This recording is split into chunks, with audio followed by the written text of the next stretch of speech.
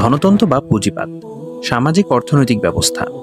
১৬০০ শতকে ইউরোপের কয়েকটি দেশে এই নতুন সমাজ ব্যবস্থার উদ্ভব। নতুন উৎপাদনী যন্ত্রের মালিক এখানে সমাজের প্রভু। আগে যেখানে ছিল জমিদার বা সামন্ত, যন্ত্রের মালিক নির্দিষ্ট মজুরিতে যন্ত্রহীন মানুষকে দিয়ে তার যন্ত্র চালায়, বেশি থেকে বেশি পণ্য উৎপাদন করে, সেটা দেশ বিদেশে বিক্রি করে আরও যন্ত্র কেনে, আরও শ্রমিক লাগিয়ে আরও পণ্য বানায়। এভাবে চলতে থাকে। এ এক নতুন সমাজ, নতুন ব্যবস্থা, মুনাফা অর্জনের প্রতিযোগিতা। ধরুন কথার কথা, বাংলাদেশের অমুক গ্রুপ অফ ইন্ডাস্ট্রিজ, তাদের কাছে বিরাট পুঁজি আছে, বা ব্যাংক থেকে সুদে পুঁজি ঋণ নেয়। তারা সেই পুঁজি খাটায়, জায়গা কেনে বা ভাড়া নেয়, কারখানা দেয়, কাঁচামাল কেনে, মেশিন কেনে, সেখানে শ্রমিক বেতনের বিনিময়ে শ্রম দিয়ে পণ্য তৈরি করে, সেটাকে মালিক বাজারে উচ্চ মূল্যে বিক্রি করে লাভ করে। এই পর্যন্ত ঠিক আছে। যেটা ঠিক নেই সেটা হলো এই লাভ বাড়ানোর জন্য যা যা তারা করে।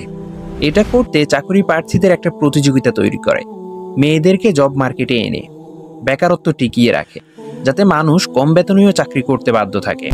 মিডিয়া, শিক্ষা ব্যবস্থা ইত্যাদির দ্বারা সমাজকে ভোগে উদ্বুদ্ধ করে, যাতে মানুষ তাদের পণ্য বেশি বেশি কেনে। এজন্য সমাজের মূল্যবোধ, নীতিনৈতিকতা বদলে দেয়। এসব কাঠামো মানুষের ভোগকে কমিয়ে ত্যাগে উদ্বুদ্ধ করে। যেমন ধর্ম, পরিবার, সমাজ, সেগুলোকে অপ্রয়োজনীয় প্রমাণের চেষ্টা করে। রাষ্ট্রকে দিয়ে নিজেদের পক্ষে আইন বানায়, পলিসি বানায়, ফলে শ্রমিক মাজলুম হয়। বেশি লাভের জন্য মানুষের জন্য ক্ষতিকর পণ্য সেবাও তৈরি করে।